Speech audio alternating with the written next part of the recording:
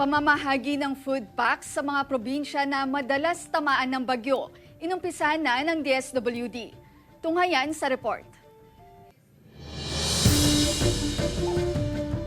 Ngayon pa lang, naghahanda na ang Department of Social Welfare and Development o DSWD sa pamahagi ng food packs at non-food items sa iba't ibang rehiyon sa bansa. Paraan ito ng kagawaran upang ipreposisyon ang mga tulong na gagamitin kapag nagkaroon ng sakuna. Sa Batanes na madalas daanan at maging sentro ng bagyo, nagpapatuloy ang pagpapadala ng tulong katuwang ang iba't ibang mga ahensya ng gobyerno. Sa ngayon, ayon sa pamahalaang panlalawigan, aabot na sa 2,422 na family food packs ang naipadala ng DSWD sa probinsya.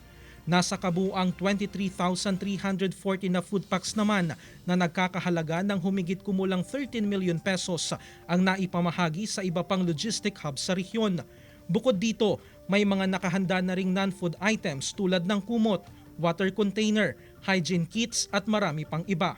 Ang DSWD Field Office 2 ay laging may nakahandang family food packs and non-food items upang sa panahon kapag meron pong sakuna ay agaran yung pag-atid po natin ng tulong. Samantala, patuloy ang assessment ng DSWD sa mga evacuation center upang matiyak na nasa maayos na kondisyon ang mga ito sakaling kailanganin sa panahon ng sakuna. I-abis po natin ang ating mga kababayan na kumbaga maging handa sa anumang sakuna. Katulad na lamang po ng pag-irig ng lindol na nag-iwan sa atin ng babala na dapat maging prepared po tayo. Jeric Pasiliao, Balitang Amyanan.